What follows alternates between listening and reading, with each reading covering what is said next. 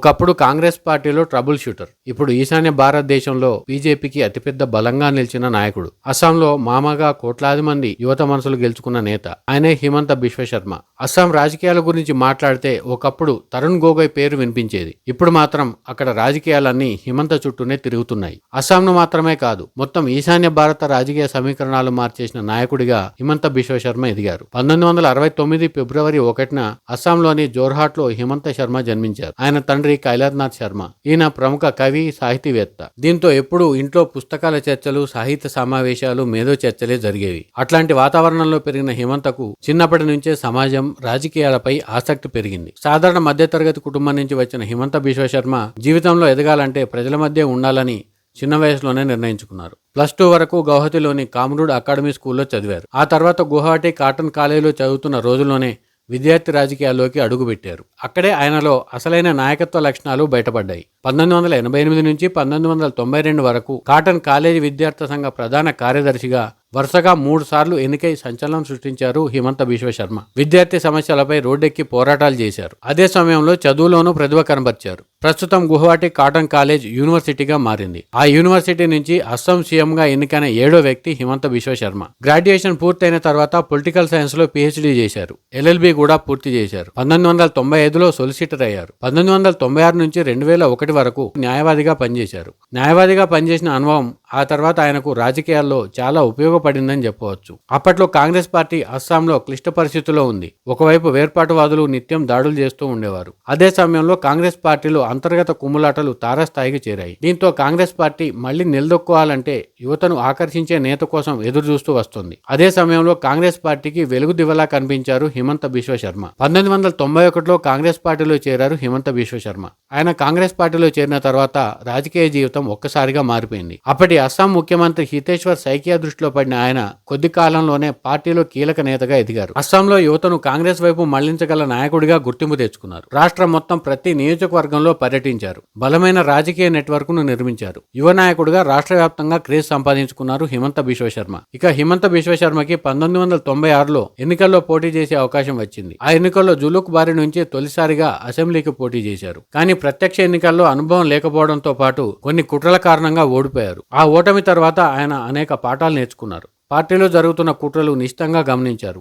ఆ కుట్రలను ఎదుర్కొంటూనే నాయకుడిగా ఎదిగారు. ఆ తర్వాత ఎన్నికల్లో అంటే 2001లో మళ్లీ పోటీ చేశారు. ఆ ఎన్నికల్లో అస్సాం గణపరిషత్ దిగ్గజ నేత భృగుకుమార్ పుకాన్ను ఓడించి ఎమ్మెల్యేగా గెలిచారు. అది ఆయన రాజకీయ జీవితంలో అసలైన టర్నింగ్ పాయింట్ అని చెప్పవచ్చు. ఆ తర్వాత జులుక్బరి నియోజకవర్గాన్ని తన కంచుకోటగా మార్చుకున్నారు. ఆ తర్వాత వరుసగా 5 సార్లు అదే నియోజకవర్గంలో భారీ మెజార్టీతో గెలిచారు. అస్సాంలో తిరుగులేని నేతగా ఎదిగారు. కాంగ్రెస్ పార్టీ అధికారంలో ఉన్న సమయంలో ఎడ్యుకేషన్, హెల్త్, ఫైనాన్స్ మినిస్టర్గా బాధ్యతలు నిర్వహించారు. ముఖ్యంగా ఆయన హెల్త్ మినిస్టర్గా పనిచేసిన సమయంలో అస్సాంలో వైద్య రంగంలో అనేక సంస్కరణలు తీసుకొచ్చారు. అంతకుముందు కాలంలో ప్రభుత్వ ఆసుపత్రులు మరీ దయనీయంగా ఉండేవి. ప్రభుత్వ ఆసుపత్రుల్లో మౌలిక సదుపాయాలు కల్పించడంతో పాటు కొత్తగా రిక్రూట్మెంట్లు స్టార్ట్ చేశారు. గ్రామీణ ఆరోగ్య సేవలను విస్తరించడం ద్వారా ప్రజల్లో మంచి పేరు తెచ్చుకున్నారు. అలా కాంగ్రెస్ సీనియర్ నేత తరుణ్ గొగోయ్కి అత్యంత నమ్మకస్తుడిగా ఎదిగారు. కాంగ్రెస్ పార్టీలో ఒక దశలో సీఎం పదవికి అర్హుడిగా కనిపించారు కూడా. అయితే అదే సమయంలో అధిష్టాన రాజకీయాలు ఆయనను తీవ్రంగా నిరాశపరిచాయి. తరుణ్ గొగోయ్ రాజకీయ వ్యవహార శైలిలోనూ మార్పు వచ్చింది. అందుకు కారణం ఒకటే. తరుణ్ గొగోయ్ కుమారుడికే ప్రాధాన్యం ఇస్తుండటంతో పార్టీకి నష్టం జరుగుతుందని చాలాసార్లు చెప్పారు. ఆ మాటలను తరుణ్ గొగోయ్ పక్కన పెట్టడం, తన కుమారుడికే పార్టీని అప్పగించడంతో తీవ్ర నిరాశకు లోనయ్యారు. చివరకు 2014లో కాంగ్రెస్ కు రాజీనామా చేశారు. 2015లో బీజేపీలో చేరడం అస్సాం రాజకీయాలనే కాదు, మొత్తం ఈశాన్య భారత రాజకీయాలను మార్చేసింది. 2014 నాటికి ఈశాన్య భారతంలో బీజేపీకి అంతగా ప్రాతినిధ్యం లేదు. కానీ హిమంత బీజేపీలో చేరిన తర్వాత అస్సాం రాజకీయాలు మారిపోయాయి. అప్పటి వరకు ఈశాన్యంలో పరిమిత ఉనికి మాత్రమే ఉన్న బీజేపీకి హిమంత అతిపెద్ద ఆయుధంగా మారారు. అసోం గణపరిషత్, బోడోలాండ్ పీపుల్స్ ఫ్రంట్ వంటి ప్రాంతీయ పార్టీలతో పొత్తులు కుదిర్చి కాంగ్రెస్ వ్యతిరేక ఓట్లను ఏకం చేశారు. అప్పటి వరకు ఈ పార్టీలన్నీ వేరువేరుగా పోటీ చేయడంతో అతిపెద్ద పార్టీగా ఉన్న కాంగ్రెస్ పార్టీ అధికారంలోకి వచ్చే అవకాశం ఏర్పడింది. కానీ ఎప్పుడైతే ఈ ప్రాంతీయ పార్టీలను ఏకతాటిపైకి తెచ్చారో కాంగ్రెస్ పార్టీకి కష్టకాలం మొదలైందని చెప్పవచ్చు. ఇలాంటి వ్యూహాలతో 2016లో అస్సాంలో బీజేపీ అధికారంలోకి వచ్చింది. అక్కడ బీజేపీ అధికారంలోకి రావడానికి ఏకైక కారణం హిమంత బిశ్వ శర్మనే అని చాలా మంది చెప్తారు. ఆ తర్వాత హిమంత బిశ్వ శర్మ వెనక్కి తిరిగి చూసుకోలేదు.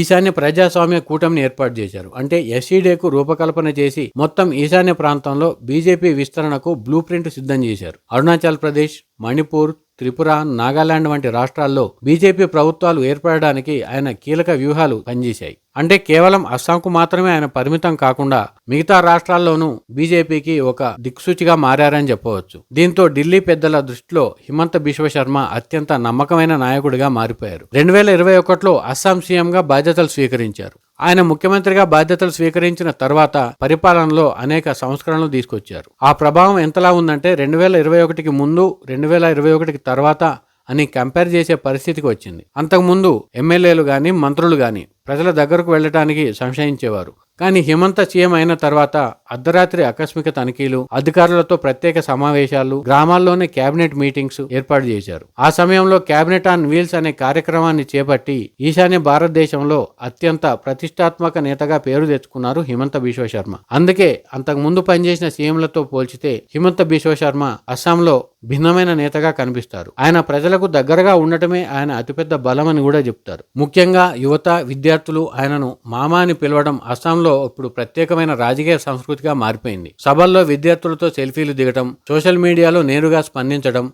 సోషల్ మీడియా వింగ్ను ఏర్పాటు చేయడం, విద్యార్థుల సమస్యలపై వెంటనే చర్యలు తీసుకోవడం, ప్రజల వద్దకు పాలనను చేరవేయడం, ఇలా అస్సాంలో ప్రతి కుటుంబ సభ్యుడిగా మారిపోయారు. తన ప్రసంగాల్లో కూడా సాధారణ రాజకీయ నాయకుడి ప్రసంగాలు కాకుండా నా మేనల్లుళ్ళు, నా మేనకోడళ్ళు అంటూ యువతను ఉద్దేశించి ప్రసంగిస్తారు. అందుకే అస్సాంలో యువత అంతా కూడా హిమంతను మామా అని పిలుస్తారు. ఇక అభివృద్ధి విషయంలో కూడా హిమంత దూకుడు తగ్గలేదు. ఏకంగా టాటా సెమీ కండక్టర్ల ప్లాంట్ను అస్సాంకు తీసుకొచ్చారు. ఇది ఆయన కెరియర్ లో అతిపెద్ద విజయంగా చెప్పవచ్చు. అంతేకాకుండా అస్సాం లాంటి రాష్ట్రానికి అంత పెద్ద కంపెనీని తీసుకురావడం చరిత్రలో ఎన్నడూ జరగలేదు కూడా. దీంతో యువతలో హిమంతపై గుడ్ ఒపీనియన్ ఏర్పడింది. ఇక బ్రహ్మపుత్ర నదిపై భారీ వంతెనలు నిర్మించడం, నది అడుగున టన్నెల్ నిర్మించడం, ఖజరంగా ఎలివేటెడ్ కారిడార్ నిర్మించడం, రహదారుల విస్తరణ వంటి ప్రాజెక్టులతో అస్సాంను ఈశాన్య భారతంలో పెట్టుబడుల గమ్యస్థానంగా మార్చారు హిమంత బిశ్వ శర్మ. దావోస్ ప్రపంచ ఆర్థిక సదస్సులో పాల్గొన్న తొలి అస్సాం సీఎం గా గుర్తింపు పొందారు. అయితే ఇదంతా ఒక ఎత్తు అయితే హిమంత బిశ్వ శర్మ నెగిటివ్ పాయింట్స్ కూడా ఉన్నాయి. ఆయన తరచూ వివాదాల మధ్య చిక్కుకున్నారు కూడా. ముఖ్యంగా బంగ్లాదేశ్ అక్రమ వలసల అంశాన్ని ఆయన అత్యంత బలంగా ముందుకు తీసుకొచ్చారు. అస్సామీల అస్తిత్వ పోరాటం పేరుతో ఎన్ఆర్సీ, భూముల రక్షణ, ఆక్రమణ తొలగింపు వంటి కార్యక్రమాలను చేపట్టారు. ప్రభుత్వ భూములు,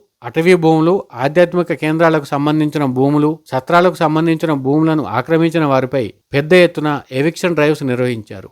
అంటే రాత్రికి రాత్రి నేలమట్టం చేసేశారని చెప్పవచ్చు. ఈ చర్యలు స్థానిక అస్సామీల నుంచి ఆయనకు మద్దతు తెచ్చిపెట్టిన ముస్లిం వర్గాలు, ప్రతిపక్షాల నుంచి మాత్రం తీవ్ర విమర్శలు వచ్చాయి. గతంలో ఆయన చేసిన కొన్ని వ్యాఖ్యలు కూడా మరిన్ని వివాదాల్లోకి లాగాయి. ప్రభుత్వ మదర్సాలను సాధారణ పాఠశాలలుగా మార్చే నిర్ణయం తీవ్ర వివాదం రేపింది. వలసదారులపై రైఫిల్ గురిపెట్టినట్లు వైరల్ అయిన వీడియో దేశవ్యాప్తంగా వివాదాస్పదంగా మారింది. అయినా హిమంత బిశ్వ శర్మ వెనక్కి తగ్గలేదు. తన దూకుడే తన ఆయుధంగా మార్చుకున్నారు. రాష్ట్ర ప్రయోజనాల కోసం అనుకున్నదే చేస్తా అని చెప్పి మరీ చేసేవారు. అంతేకాదు రాష్ట్ర ప్రయోజనాల కోసం అవసరమైనదే చేస్తున్నా అని కూడా చెప్పారు. దీంతో అస్సామీల్లో హిమంతపై విశ్వాసం ఏర్పడింది. తమ రాష్ట్రాన్ని కాపాడే నేతగా అస్సామీలు భావిస్తూ వచ్చారు. ఇక మరో ప్రధాన అంశానికి వస్తే మిజోరాంతో అస్సాంకు సరిహద్దు సమస్యలున్నాయి. గతంలో ఈ సరిహద్దులో జరిగిన ఘర్షణ ఒక యువకుడు చనిపోయాడు. ఈ ఘటన నేపథ్యంలో రెండు రాష్ట్రాల్లో అప్పుడు ఉద్రిక్త పరిస్థితి ఏర్పడింది. అయితే ఎవరూ ఊహించని విధంగా అస్సాం సీఎం హోదాలో హిమంత్ మిజోరాం సీఎంతో చర్చలు జరిపారు. ఇది అప్పట్లో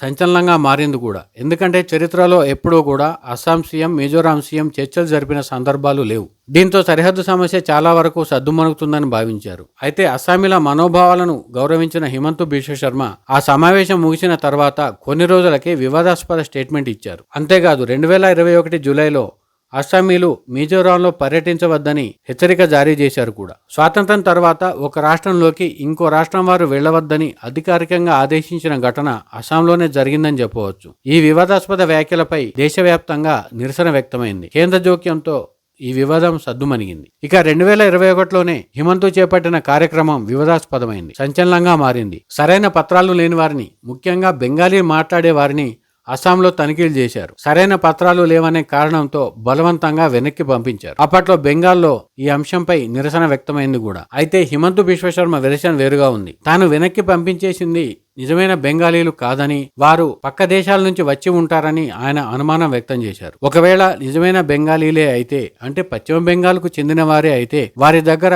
స్పష్టమైన పత్రాలు ఉంటాయని, ఆ పత్రాలు లేనందునే తాను వారిని వెనక్కి పంపించానని వివరణ కూడా ఇచ్చారు. అదే సమయంలో హిమంత బిశ్వ శర్మ కొన్ని వర్గాలకు సంబంధించి తీసుకున్న నిర్ణయాలు వివాదాస్పదమయ్యాయి. అంతేకాకుండా మణిపూర్ అల్లర్ల విషయంలో హిమంత బిశ్వ శర్మ చేసిన వ్యాఖ్యలు కూడా సంచలనంగా మారాయి. ఇక అయోధ్య రామ మందిరం, యూజీసీ, జాతీయవాద అంశాలపై బహిరంగంగానే మాట్లాడేవాడు. హిందూ ఓట్ల ఏకీకరణలో కీలక పాత్ర పోషించారు. అంటే హిందుత్వ ఎజెండాను ఆయన బలంగా ముందుకు తీసుకెళ్లారు. బంగ్లాదేశ్, పాకిస్తాన్, బెలూచిస్తాన్ వంటి అంశాలపై ఘాటైన వ్యాఖ్యలతో జాతీయ రాజకీయాల్లో కూడా ప్రత్యేక గుర్తింపు తెచ్చుకున్నారు. ఇక హిమంత బిశ్వ శర్మ ఫ్యామిలీ లైఫ్ విషయానికి వస్తే ఆయన భార్య పేరు రిణికి బుయాన్ శర్మ. ఈమె అస్సాంలో ప్రముఖ మీడియా వ్యాపారవేత్తగా గుర్తింపు పొందారు. వీరికి ఒక కుమారుడు, ఒక కుమార్తె ఉన్నారు. ఆ మధ్య హిమంత భార్యపై కాంగ్రెస్ నేత సంచలన ఆరోపణలు చేశారు. అయితే ఈ వ్యాఖ్యలపై హిమంత న్యాయస్థానాన్ని ఆశ్రయించడంతో ఆ కాంగ్రెస్ నేత క్షమాపణలు చెప్పాల్సి వచ్చింది. ఇలా కేవలం 10 ఏళ్లలోనే బీజేపీని రెండోసారి అధికారంలోకి తీసుకొచ్చిన హిమంత బిశ్వ శర్మ దేశ స్థాయిలో చాలా మందికి అభిమాన నేతగా కూడా మారారు. వాస్తవానికి హిమంత బిశ్వ శర్మ బీజేపీలో చేరిన సమయంలో చాలా మంది హేళన చేశారు కూడా. అసలు ఈశాన్య భారతంలో బీజేపీకి ఛాన్సే ఉండదని, అయితే కాంగ్రెస్ పార్టీకి లేదా స్థానిక ప్రాంతీయ పార్టీలకు మాత్రమే అవకాశం ఉంటుందని చాలా మంది విశ్లేషణ చేశారు. అయితే వాటన్నింటినీ ఎదుర్కొంటూనే హిమంత బిశ్వ శర్మ అస్సాంలో బీజేపీకి రెండోసారి అధికారాన్ని కట్టబెట్టారు. అంతేకాకుండా ఈశాన్య భారతంలో బీజేపీ విస్తరణకు మార్గం సుగమం చేశారు. అందుకే హిమంతను కేవలం ఒక రాష్ట్ర సీఎంగా మాత్రమే కాదు, ఈశాన్య భారత రాజకీయాలను పూర్తిగా మార్చేసిన వ్యూహకర్తగా కూడా చాలా మంది చెప్తారు. కాంగ్రెస్ లో మొదలైన ఆయన రాజకీయ జీవితం బీజేపీలో శిఖరానికి చేరింది, బీజేపీని కూడా శిఖరానికి చేర్చింది. అందుకే ఆయన రాజకీయ ప్రయాణం ఆధునిక రాజకీయాలకు కేస్ స్టడీగా మారిపోయిందని చెప్పవచ్చు. రెండోసారి సీఎంగా బాధ్యతలు స్వీకరించిన హిమంత్ అస్సాంను మరింత అభివృద్ధి పదంలో నడిపించాలని, శాంతి భద్రతలను కాపాడాలని కోరుకుందాం. ఇవి అస్సాం సీఎం హిమంత బిశ్వ శర్మకు సంబంధించిన అంశాలు.